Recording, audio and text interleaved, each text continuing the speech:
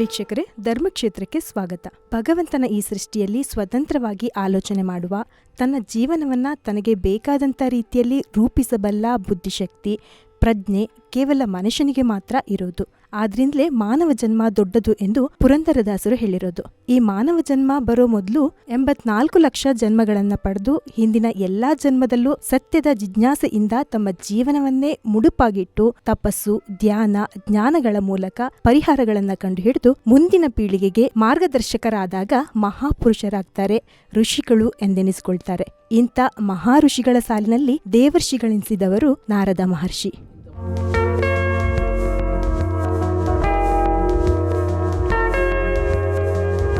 ಇಂಥ ಮಹಾಋಷಿಗಳ ಸಾಲಲ್ಲಿ ಸಾಕಷ್ಟು ಜನರಿದ್ದಾರೆ.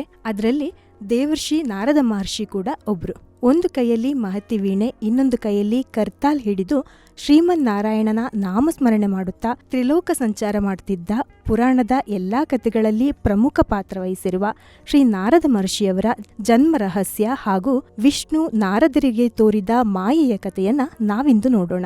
ನಾರದ ಎಂದ್ರೆ ಮಾನವರಿಗೆ ಸರಿಯಾದ ಜ್ಞಾನ ಕೊಟ್ಟು ಸರಿಯಾದ ಮಾರ್ಗ ತೋರಿಸುವವರು. ಸಜ್ಜನರ ಉದ್ಧಾರಕ್ಕಾಗಿ, ಭಗವಂತನ ಜ್ಞಾನ ತತ್ವ ಪ್ರಸಾರಕ್ಕಾಗಿ, ಲೋಕ ಕಲ್ಯಾಣಕ್ಕಾಗಿ ಕೆಲಸ ಮಾಡುವವರೇ ನಾರದ ಮಹರ್ಷಿ.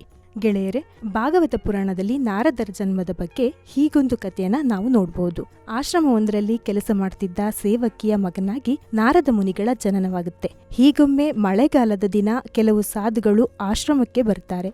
ಕಾಲ್ನಡಿಗೆ ಮೂಲಕ ದೇಶ ಪರ್ಯಟನೆ ಮಾಡುತ್ತಿದ್ದ ಸಾಧು ಸಂತರು ಮಳೆಗಾಲದಲ್ಲಿ ಪ್ರವಾಸ ಕಷ್ಟವಾಗುತ್ತೆ ಎಂದು ಆಶ್ರಮದಲ್ಲಿ ಆಶ್ರಯ ಪಡಿತಾರೆ. ಆಗ ಆ ತಾಯಿ ಮಗ ಇಬ್ರು ಸಾಧುಗಳ ಸೇವೆ ಮಾಡ್ತಾರೆ. ಅಲ್ಲಿಗೆ ಬಂದ ಸಂತರು ನಾರಾಯಣನ ನಾಮ ಜಪ, ಕಥೆಗಳು, ಭಜನೆ, ಕೀರ್ತನೆಗಳನ್ನ ಮಾಡ್ತಿರ್ತಾರೆ. ಬಾಲಕ ಕೂಡ ಅವರೊಂದಿಗೆ ಎಲ್ಲವನ್ನೂ ಕಲಿತಾನೆ. ಇದರಿಂದ ಆ ಪುಟ್ಟ ಬಾಲಕನಿಗೆ ನಾರಾಯಣನ ಮೇಲೆ ಭಕ್ತಿ ಹೆಚ್ಚಾಗಿ ನಾರಾಯಣನ ಭಕ್ತನಾಗ್ತಾನೆ. ಮಳೆಗಾಲ ಮುಗಿದ ಬಳಿಕ ಸಾಧು ಸಂತರು ಅಲ್ಲಿಂದ ತಮ್ಮ ಪ್ರಯಾಣ ಶುರು ಮಾಡ್ತಾರೆ. ಸಾಧುಗಳು ಹೋದ ಬಳಿಕ ಆ ಬಾಲಕ ಸದಾ ಶ್ರೀಮನ್ನಾರಾಯಣನ ನಾಮ ಜಪ, ಪೂಜೆಯಲ್ಲಿಯೇ ಮುಳುಗ್ತಾನೆ.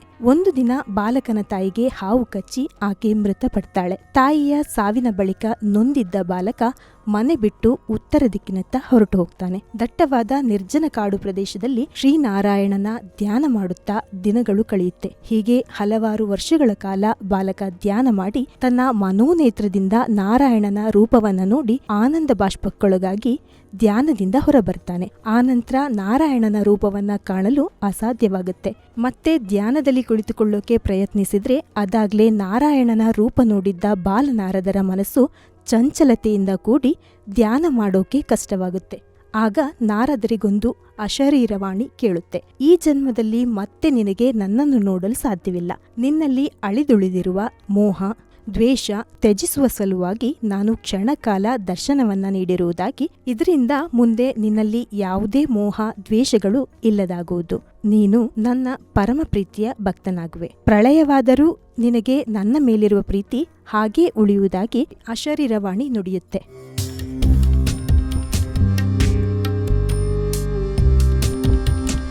ಅಂದಿನಿಂದ ನಾರಾಯಣನನ್ನ ಜಪಿಸುತ್ತಾ ಹಲವಾರು ವರ್ಷಗಳೇ ಕಳೆಯಿತು. ನಾರದರ ಆತ್ಮವು ದೇಹವನ್ನ ತೊರೆದು ವೈಕುಂಠದತ್ತ ತೆರಳಿತು. ಹೀಗೆ 4 ಯುಗಗಳು ಕಳೆದ್ವು. ಅನಂತರ ಪ್ರಳಯವಾಗಿ ಮತ್ತೆ ಜೀವರಾಶಿಯನ್ನು ಸೃಷ್ಟಿಸುವಾಗ ಬ್ರಹ್ಮದೇವನ ಕಂಠದಿಂದ ಮಾನಸಪುತ್ರನಾಗಿ ನಾರದರ ಜನನವಾಗುತ್ತೆ. ಆಗ ದೇವತೆಗಳಿಂದ ನಾರದರಿಗೆ ಮಹತಿ ವೀಣೆಯನ್ನು ನೀಡಲಾಗುತ್ತೆ. ಲೋಕದ ಒಳಿತಿಗಾಗಿ ಲೋಕ ಸಂಚಾರ ಮಾಡುತ್ತಾ ನಾರಾಯಣನ ನಾಮಸ್ಮರಣೆ ಮಾಡುವುದೇ ನಾರದರ ಕಾಯಕವಾಯಿತು. ಹಾಗೆ ವೇದವ್ಯಾಸ, ಪ್ರಹ್ಲಾದ ಮತ್ತು ಧ್ರುವ ಮಹಾರಾಜನಿಗೆ ಮಹಾನ್ ಗುರುವಾಗಿದ್ದರು ನಾರದರು. ಋಷಿಗಳ ದೇವರಾದ ನಾರದರನ್ನ ಋಷಿರಾಜ ಎನ್ನುವ ಹೆಸರಿನಿಂದಲೂ ಕರೆಯಲಾಗ್ತಿತ್ತು. ನಾರದರು ಎಂದಾಕ್ಷಣ ನಮ್ಮ ಮನಸ್ಸಿಗೆ ಮೊದಲು ಬರೋದು ಅವರು ನಾರಾಯಣ ನಾರಾಯಣ ಎಂದು ಉದ್ಗರಿಸುವ ವಿಷ್ಣುವಿನ ನಾಮ. ಸದಾ ನಾರಾಯಣನ ನಾಮಸ್ಮರಣೆಯಲ್ಲಿ ಸಮಯವನ್ನು ಕಳೆಯುವ ನಾರದರು ವಿಷ್ಣುವಿನ ಪರಮ ಭಕ್ತರು ಎಂದು ನಾವೆಲ್ಲ ತಿಳಿದಿದ್ದೀವಿ.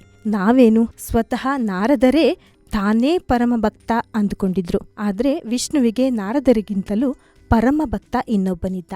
ಹಾಗಾದ್ರೆ ಈ ಬಗ್ಗೆ ಸ್ವತಃ ನಾರದರಿಗೆ ಅರಿವು ನೀಡಲು ವಿಷ್ಣು ನೀಡಿದ ಪರೀಕ್ಷೆ ಯಾವುದು?